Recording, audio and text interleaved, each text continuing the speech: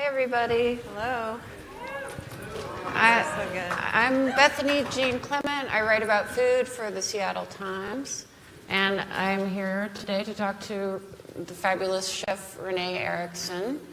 I want to tell you a little bit about her to start because she is amazing. She is a James Beard Award winner. She's the captain of her company called Sea Creatures, which includes all her renowned, nationally and internationally renowned restaurants like the Walrus and the Carpenter. Renee has also taken the lead here in Seattle on labor issues like eliminating tipping and debunking $15 an hour minimum wage doomsayers.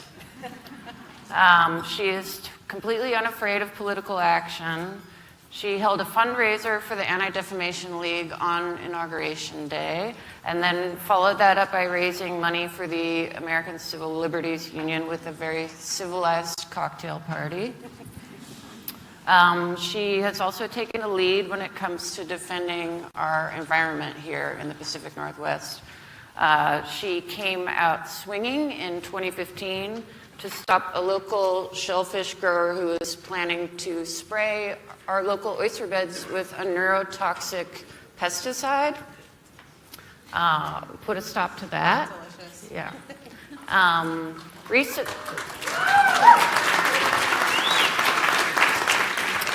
Recently, she's been very vocal about the issues with net pen fish farms here in our local waters. And I believe you called them just gross. And now those are going down.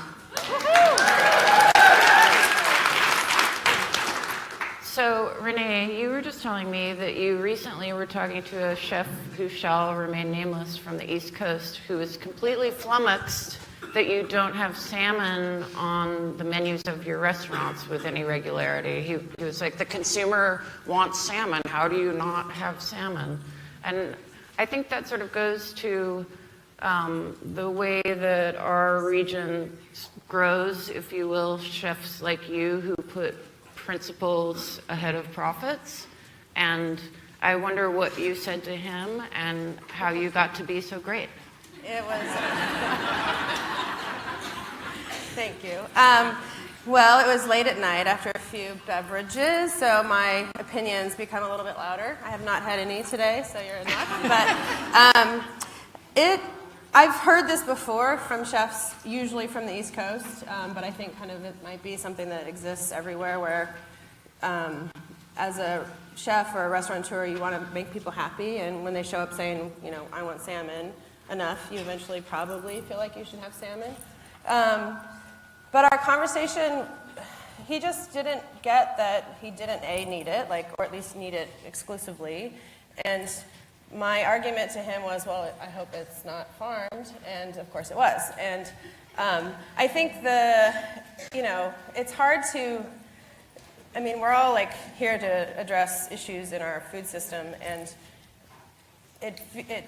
I feel like it's my priority as a chef and someone who cares about it as much as I do to try to make the right decision. And for me, that's a really clear one, an obvious decision to make. And so when it's somebody who is by and large kind of I think on the same kind of playing field as me, I expect more from them. So it's always, I don't think I always am the best at not showing my irritation over it, but as well as this buzzing. But I just feel like if I don't say something, which is why I think the one thing that I would say to everyone here is just say something, because if you care about it, the bigger you are and the louder you squawk, the more people will pay attention. So he still probably has crappy salmon on his menu, but at least he knows my opinion. So.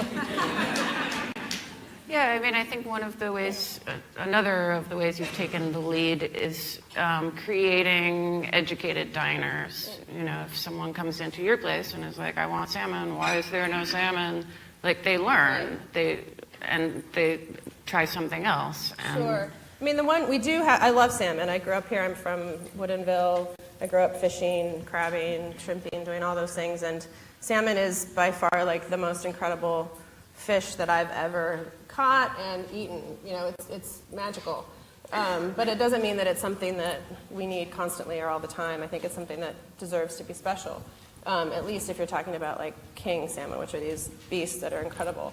But yeah, right now we have salmon skin on our menu. So if people came to Malazine, which is just around the corner, you know, we would be able to say we have salmon. It's just the skin that gets thrown away or turned into dog food. So we choose to buy it frozen and scrape it and deep fry it, and it turns into a salmon chicharron, and we serve it with salmon eggs and it is creme so fraiche. delicious. And it's amazing. But I think, you know, I feel like the pressure of trying to have the like big three seafoods, shrimp, tuna, and salmon is going to fail, or is failing. And so, you know, like we live in a place where we live on the West Coast, or at least I do. I don't know where all of you are from, but we have other opportunities, and I think as a chef, it's our job to show that to people, because it's harder to, you know, not everyone knows how to fillet a fish or even knows what to do with a lot of it. So if you go to a place that you love and they're serving something that's interesting, then you can go home and try to do it yourself,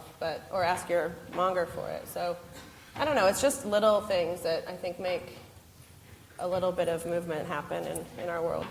Yeah, and you and I both grew up in this area, and we were talking about how when I was a kid, when we had guests come from out of town, we would go down to Pike Place Market and get a big salmon, and it was a special occasion, and it was a whole fish, and it was a really exciting thing. And I wasn't brought up to eat a poke bowl for lunch every day, or, you know, and it just seems like people have lost sight of that. And one of your modes is to like bring that back to people. The specialty of it, you mean? Yeah. I mean, I don't know, who's eaten salmon in the last week other than that delicious stuff that Riley Stark brought? Thank you, Riley, for that. I don't eat it very often because it's one of those things that it's more of a special thing than not. I mean, I think it's something that people should eat. I love it, but I think like anything, I have a steakhouse. I don't think you should eat steak all the time. I mean, it's totally like a messed up like system when we're assuming like a need for whatever we want whenever we want it, I think. And that's, I think, what falls apart with farming salmon is it's not going to solve our food issues in the world. It's just a slightly cheaper version of a really amazing fish that we're now serving in the crappy version of it because it's a little cheaper. So yeah, that was maybe not a very clear point, but.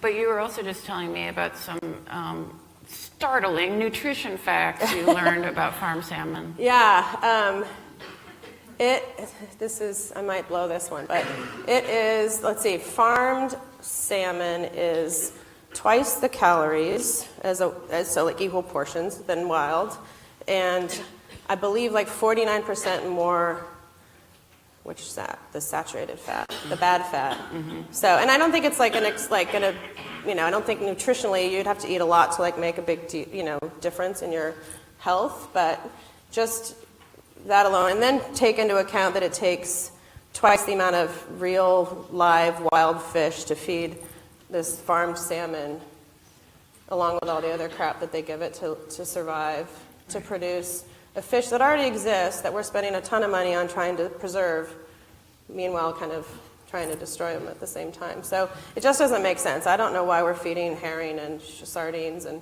all these other delicious fish that everyone in here should be eating, more than salmon, to salmon that are not great. Yeah. We were also talking a little bit about I sometimes start to feel a little bit of panic, and I know you do too, when you think about the whole spectrum of issues surrounding seafood. There's guilt, and there's fear, and there's panic, and what should we be eating and what shouldn't we be eating. And personally, I recently just have this feeling like, oh my God, I have to eat all the oysters right now because they're going to be gone because we're having issues with ocean acidification. Yeah. And I just wonder how you sort of help people wrap their arms around all of that. I don't think I have a good solution to that.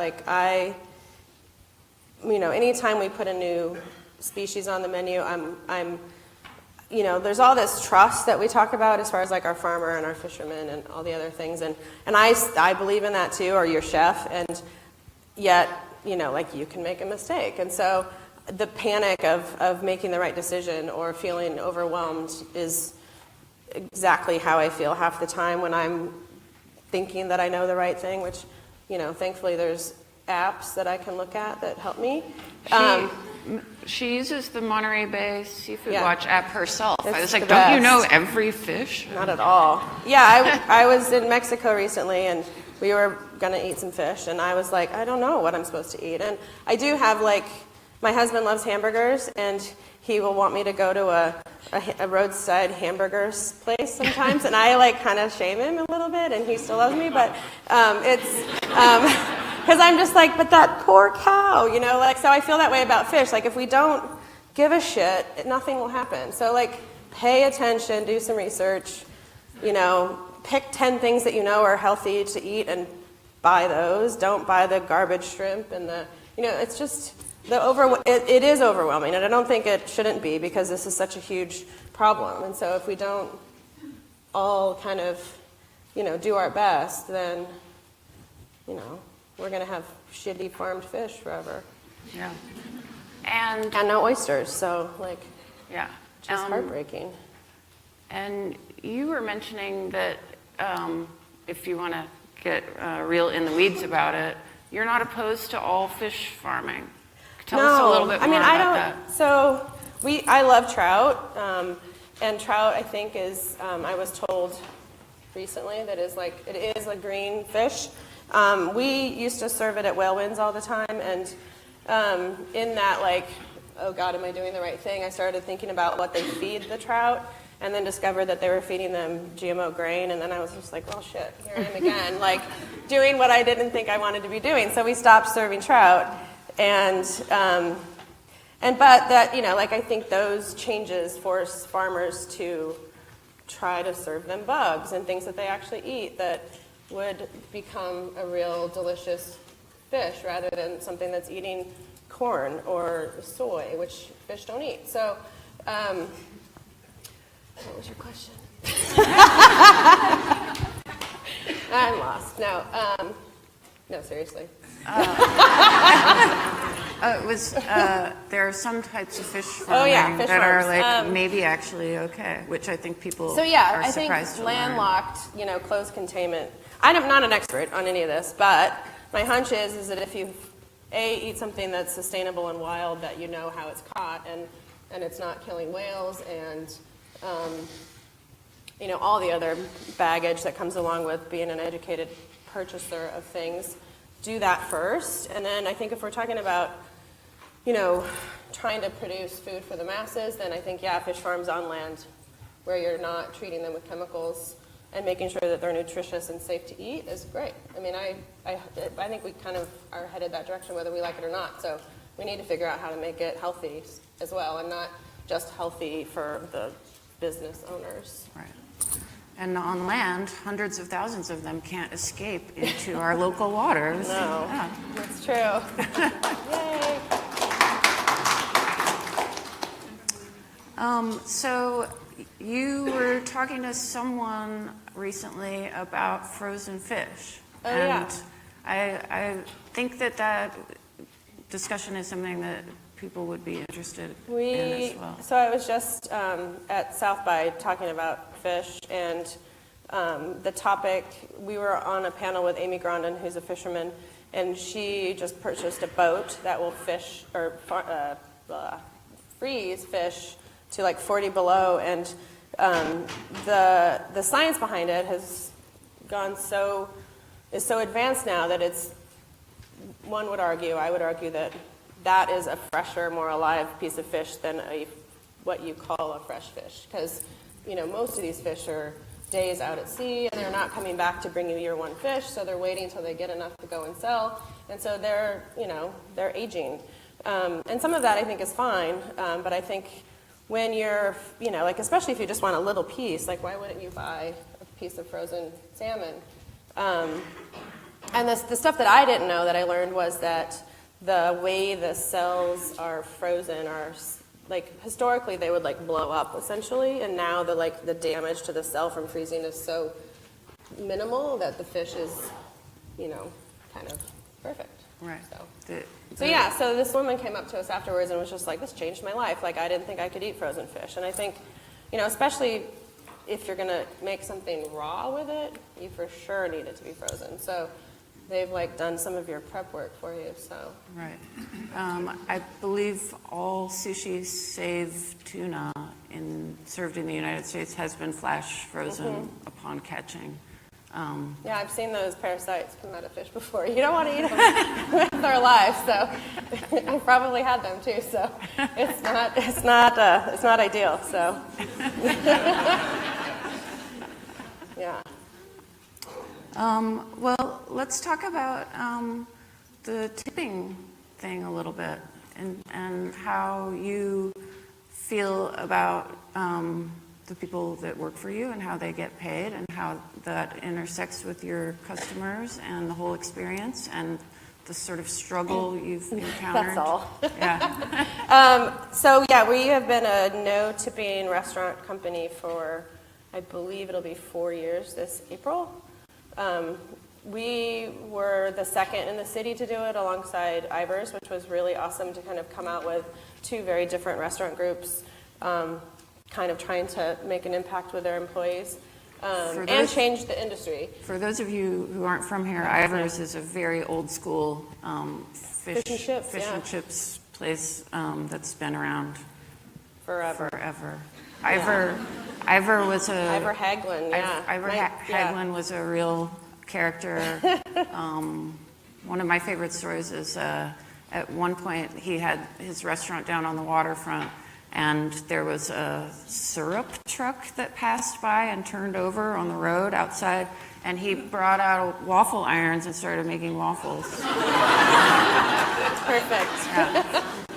If a syrup truck ever turns over outside the I know what walrus to and do. the Yeah. But yeah, I think we should talk about Ivor maybe. Yeah. They had really good ads too, which was fun. Acres and acres of clams, which I feel like as a Northwest kid, it is that and the Rainier beer ad is so embedded in your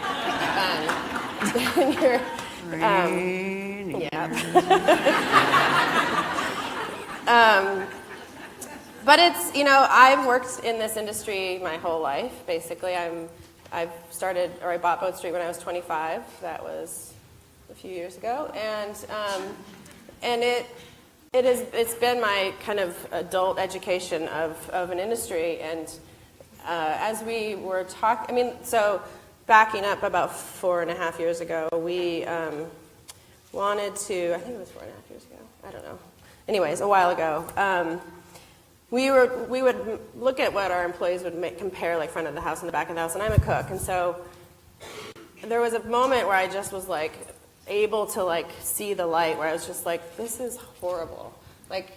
We work harder, we're there longer, we get caught and burned, and why are they making half the wage as a server who isn't really in there as long? And and I love my servers, but they didn't deserve to make half, twice as much.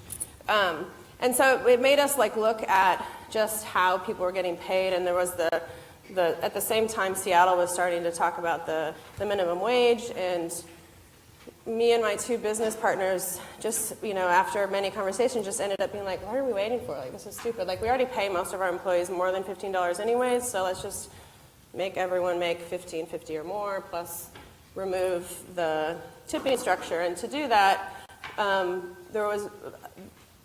the biggest reason is that we felt like we knew our employees more than all of you and how they deserved to be compensated for their work. And it was illegal to do what we were doing, which was ask our front of the house employees to tip the back of the house, which is pretty standard in restaurants around the country where they're trying to make the pay equal or more equal.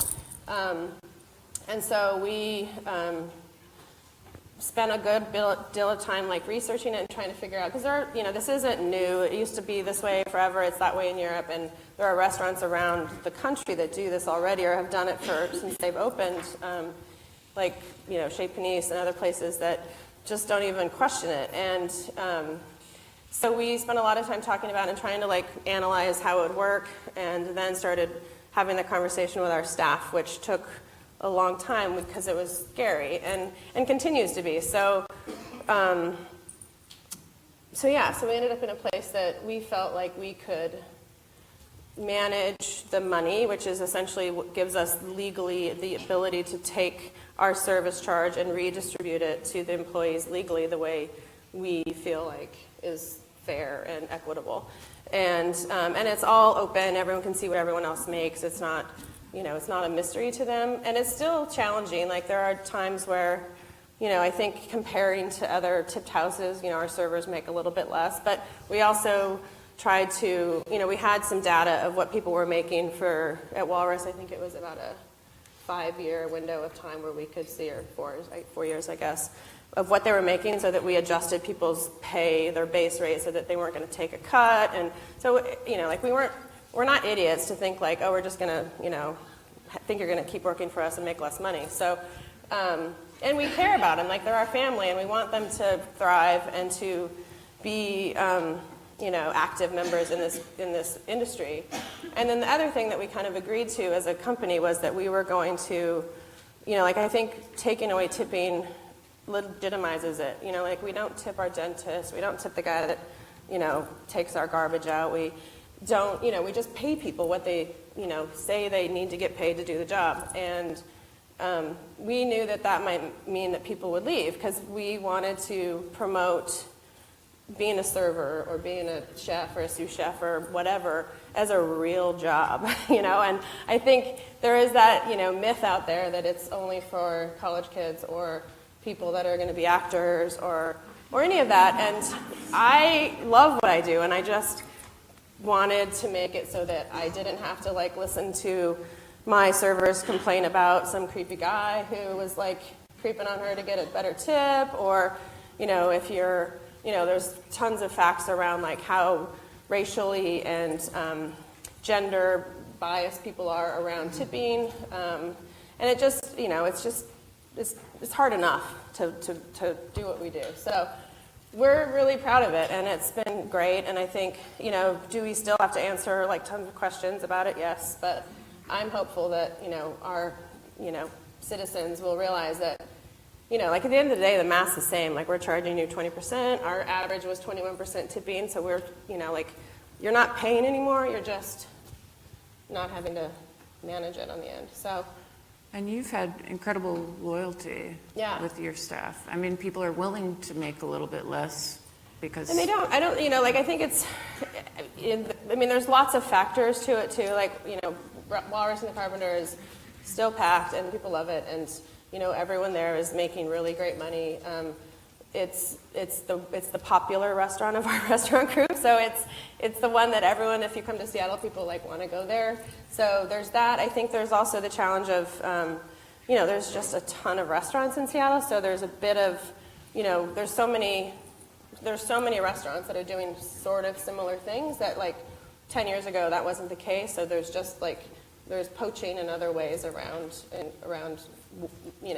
profitability in the restaurant. So. But we're really mindful of it. It's not smart to not maintain your employees and keep them, happy and loyal, because, it makes my job so much easier, and I love them, so I don't want them to go, but, And I think mindful diners will look at what you're doing with eliminating tipping, and, they may feel like that's absolutely the right thing to do. And if they don't feel like it's the right thing to do and they complain a bunch, you're just like, go somewhere else. Like, maybe nicer than that, but beat it. And if, I think part of, there's something, I think people felt like it was their control of the situation, so that they could like offer feedback by giving you a crappy tip, rather than like using your words and saying like, I don't want to, my salmon's overcooked or whatever. And I feel like we're expecting a relationship out of our diners. Like we want to know if it's bad, because we won't get better if you don't say like, this is too salty, or, I didn't like it, or whatever. I think, no one wants to hear negative feedback, but it actually really helps. So, the tip gave us nothing other than like, maybe you're cheap, or maybe you didn't think I was cute enough, or Right. or maybe you just didn't know. And I think my employees shouldn't suffer because of all of that if they're doing their job up to their best of their ability. So. And there's this sense of entitlement that goes along with tipping, I think, where, well, now I'm the judge and jury and I can be punitive if, for a wide variety of reasons. Yeah. And it's never like, oh, this place is really busy. Maybe the kitchen is backed up. That kind of thing just doesn't enter into people's minds. Yeah, I mean, and nothing, yeah, we're not perfect. I mean, we screw up often. Sorry. But, I think, if you told us that you were unhappy, we take the service charge off if people are really unhappy. We're like, we get it. It wasn't up to your expectation. But it requires you to be a real human being and speak to us about it. And that's hard, but it helps. And I think if you're, we want to cultivate somebody who comes to our restaurant for years and brings the family and has babies and comes and does all of that. And if you don't talk to us, and this is perpetuated over and over again where you fail essentially and you'll go out of business. And that's, and not that, we read Yelp, it's horrible. I actually make my managers read it now, which is great. But if there's a pattern, it's hard to weed through the mass of information that's in there, and there's some really good ones. You can see kind of like a pattern, and then you're able to address it. But it's so much better if it's somebody who, can just be like, we want to fix it. We don't want you to go away unhappy. So, right. Yeah. And as you're sort of creating this community of people who come back over and over years, and they're seeing the kinds of fish that you're serving, and they're, reading the things you say about fish farms in local newspapers. Just gross. Just gross. I think you're doing the job of an educator in a sort of interesting backwards way, and leading people, converting people sort of from like, oh, I like fancy restaurants to, oh, I care about what's going on in our waters. Sure. And yeah, I was at the South by. I was on a panel with a woman from Monterey Bay, and she asked me, she's like, do you use Washington Dungeness crab? And I'm like, sometimes. And then I was like, am I not supposed to use it? And she's just like, well, and so she was basically telling me that essentially the gear, the fish the whales have moved their migratory patterns off the coast of Washington, and so they're getting entangled in, the big crabbing gear. And so, and they're actually they're trying to address it and change it, which is awesome, because I think fishermen for sure, care about the water, otherwise they will have no job.